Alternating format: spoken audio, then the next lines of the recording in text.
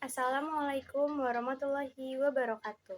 Halo semuanya, perkenalkan nama saya Semili Rinas Kirani dari kelompok 7 kelas 1 DPGSD. Di sini saya akan menjelaskan tentang landasan historis pendidikan.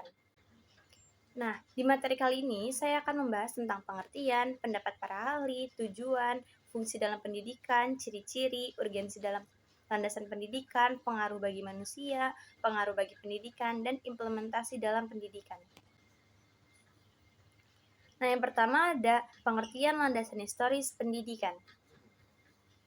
Sejarah atau historis adalah keadaan masa lampau dengan segala macam kejadian atau kegiatan yang didasari oleh konsep-konsep tertentu.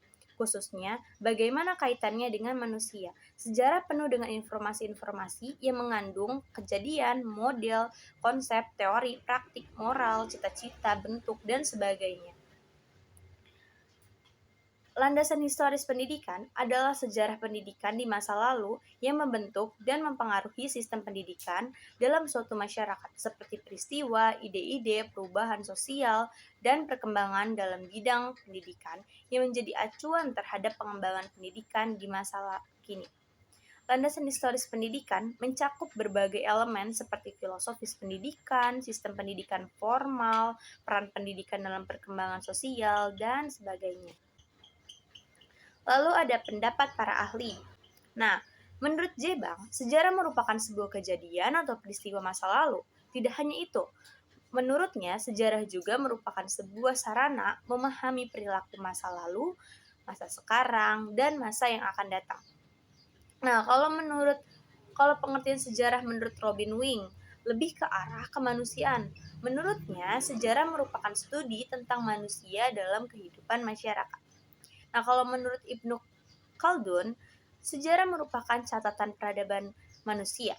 Sejarah menjadi catatan tentang masyarakat dan peradaban dunia, termasuk perubahan yang terjadi pada watak manusianya. Nah, pengertian sejarah menurut Ruslan Abdul Ghani adalah penelitian dan penyelidikan secara sistematis untuk dijadikan perbendaharaan dan pedoman bagi penilaian. Hal ini juga menjadi penentu keadaan sekarang dan proses masa depan. Nah, lalu ada tujuan landasan historis pendidikan. Yang pertama ada tujuan pendidikan. Pendidikan diharapkan memiliki tujuan dan dapat mengembangkan berbagai macam potensi siswa serta mengembangkan kepribadian siswa secara lebih harmonis.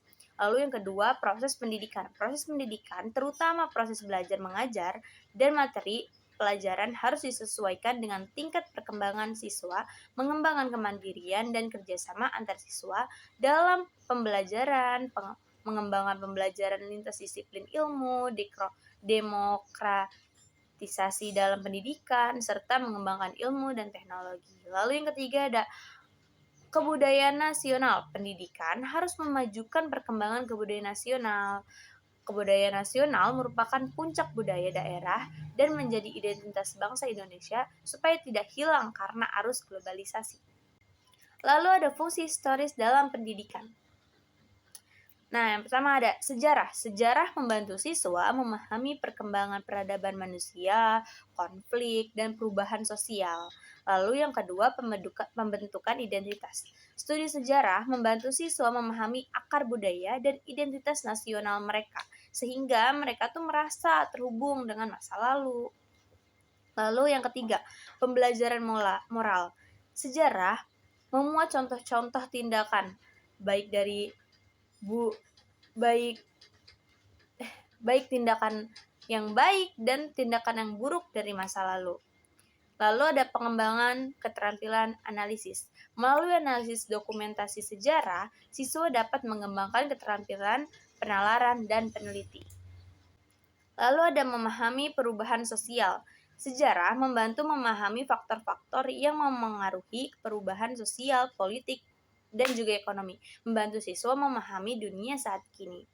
Lalu yang keenam, memahami konflik dan perdamaian. Memahami sejarah konflik dan perdamaian membantu mendorong perdamaian dan pemahaman di antara beragam kelompok manusia. Lalu yang ketujuh ada mempertahankan budaya sejarah. Itu tuh membantu melestarikan budaya dan tradisi, mencegahnya untuk punah gitu. Lalu yang kedelapan, memotivasi dan inovasi. Maksudnya itu studi sejarah memberikan inspirasi dan prestasi masa lalu yang dapat mendorong inovasi masa kini. Lalu ada ciri-ciri landasan historis.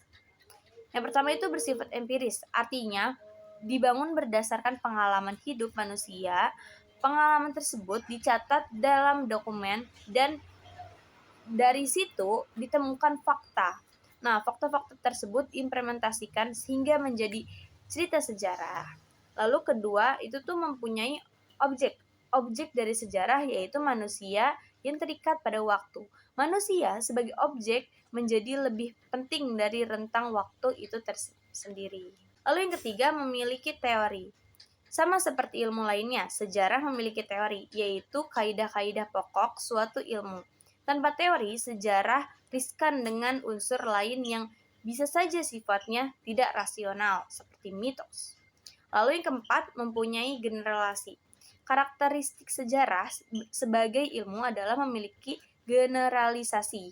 Biasanya, generalisasi menjadi kesimpulan umum. Lalu yang terakhir ada mempunyai metode.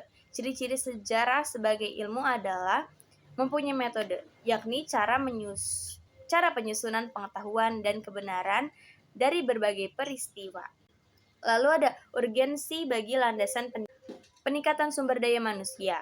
Landasan pendidikan yang kuat dan baik membantu dalam menciptakan sumber daya manusia yang kompeten dan berkualitas. Lalu yang kedua, pembentukan karakter dan nilai. Landasan pendidikan berperan penting dalam masyarakat.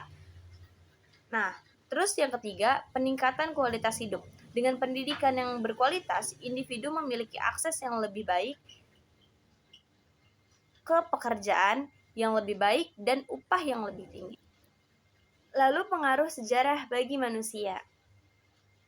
Yang pertama, membentuk pola pikir manusia, memberikan pelajaran dan pengalaman penting, menjadi sumber inspirasi, meningkatkan kemampuan analisis, mengembangkan pemahaman tentang dunia, lalu menjadi pengingat. Nah, pengaruh historis bagi pendidik. Landasan historis memberikan peranan yang penting karena dari sebuah landasan historis atau sejarah bisa membuat arah pemikiran kepada masa kini. Sejarah penuh dengan informasi-informasi yang mengandung kejadian, model, konsep, teori, praktik, moral, cita-cita, dan bentuk dan sebagainya pokoknya. Dengan demikian, setiap bidang kegiatan yang ingin dicapai manusia untuk maju pada umumnya dikaitkan dengan bagaimana keadaan bidang tersebut pada masa yang lampau. Lalu, implementasi konsep pendidikan dalam landasan sejarah atau historis. Yang pertama ada memahami perkembangan pendidikan dari masa ke masa, termasuk bagaimana ide-ide, metode, dan sistem pendidikan telah berubah seiring berjalannya waktu. Yang kedua, mengkaitkan pengembangan pendidikan saat ini dengan peristiwa dan perkembangan pendidikan yang telah terjadi. Yang ketiga, mempelajari kejadian-kejadian dalam sejarah pendidikan untuk meningkatkan sistem pendidikan saat ini. Yang keempat, menghubungkan dan mengenali dampak perubahan sosial pada sistem pendidikan. Yang kelima, memahami keberagaman perspektif pendidikan dari berbagai budaya dan masyarakat yang di berbagai waktu. Lalu, yang keenam, berpikir kritis, analitis, dan inovasi dalam mengevaluasi sistem pendidikan saat ini agar lebih baik. Lalu yang terakhir ada mengidentifikasi nilai-nilai dan prinsip yang telah membentuk pendidikan sepanjang sejarah dalam mengambil keputusan pendidikan. Nah, sekian materi yang dapat saya sampaikan. Selebihnya mohon maaf. Terima kasih.